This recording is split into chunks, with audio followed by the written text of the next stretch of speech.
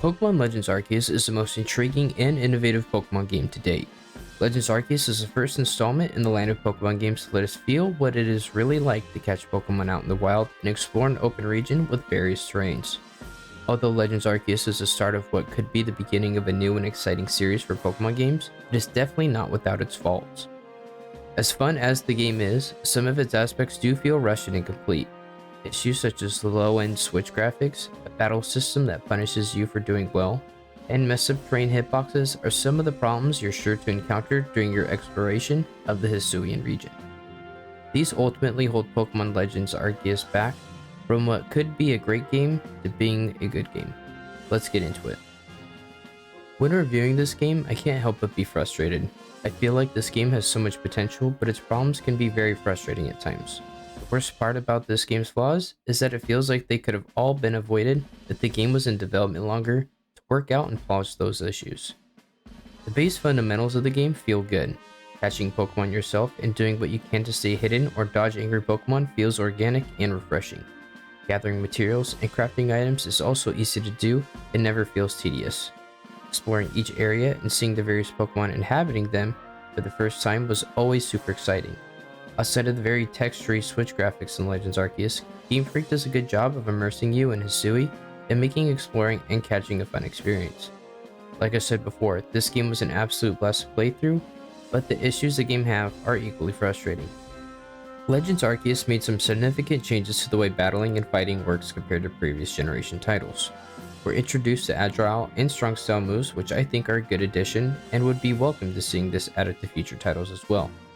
Changing a move to lower power for speed or lower speed for power while affecting turn order adds strategy to going about different battles and situations. The way the turn order works in this game is different, however. The way agile and strong style affect turns based on the two Pokemon speed stat makes sense. The fact that you will get punished for killing another trainer's Pokemon makes zero sense. When in a trainer battle, if you defeat one of the Pokemon you're facing, the trainer will naturally choose your next Pokemon to battle. The problem with this is they will always get to go first, as well as go twice in a row the majority of the time. I can't say for certain how the mechanics behind this work, or why they are the way they are, but it is very punishing in my honest opinion, complete and utter bullshit. The fact you can't change out Pokemon after a kill I actually did enjoy since it's like the competitive rule set.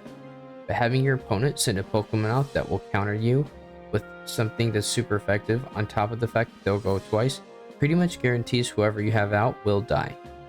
This is bound to happen to players towards the end of the game at a certain point. This of course leads to a cycle going kill, switch, move, kill, switch, move, kill, and so forth until someone doesn't have a counter to the Pokemon that's out. The story in Legends Arceus is, well, it's a story. Pokemon isn't really known for storytelling or character development, so it isn't something you're looking for, nor is it missed. That said, it doesn't do anything to help either. You start off chilling, minding your own business, looking at your phone, probably looking at some girls' OnlyFans, and then out of nowhere, Arceus decides to pull you into another dimension and you end up in Hisui. You quickly meet Professor Laventon, who is just as confused as you are as to why you fell out of a wormhole. He asks you to capture a few Pokemon that have gotten loose. You catch them quickly and head back to town. Congratulations! You're now the newest member of the Galaxy Expedition team, tasked with capturing Pokemon to better understand them and assist Professor Laventon in his research. Why though? Well, that's because everyone else in the village is so incompetent when it comes to catching Pokemon without getting your ass kicked, that you're now the best person for the job.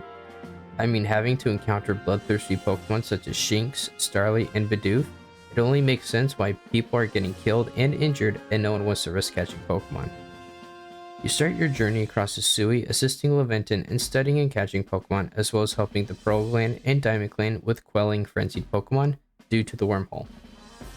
Legends Arceus doesn't really have boss fights. Instead, you have fights with the frenzied Pokemon in each region that require you to throw bombs at them to calm them down.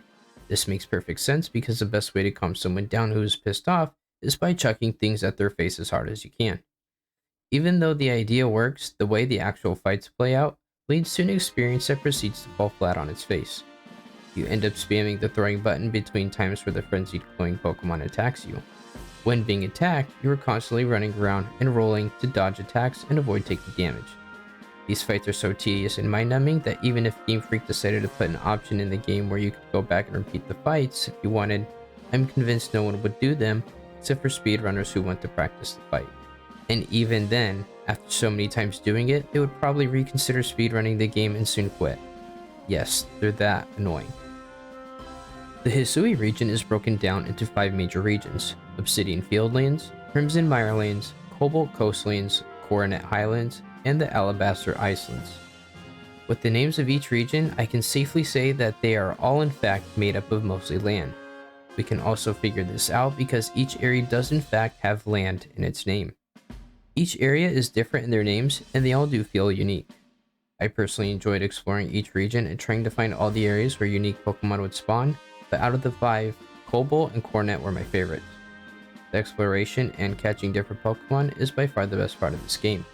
If there's anything that Game Freak does right in Legends Arceus, it's making you feel like you're the very first Pokemon trainer who paves the way for future generations. Using different items to bait different Pokemon while using the environment, or lack thereof, to stay hidden and not alert Pokemon doesn't get old. Oddly enough, catching Alpha Pokemon is probably harder than catching Legendaries in this game. For whatever reason, catching the various Legends in this game was way too easy. With that said, I don't know if I got lucky or what, but for nearly every Legendary Pokemon I encountered, I caught them within only 1 or 2 Ultra Balls. Part of me does believe I got lucky, but I did find it extremely anticlimactic that fighting and attempting to catch Legendaries didn't feel special at all. This felt like a missed opportunity to recapture the nostalgia that past titles had to bring the challenge of capturing various Legendaries. Side quests help add content to the game and help give it a little bit of a side story and interactions with villagers and other characters you meet during your expedition.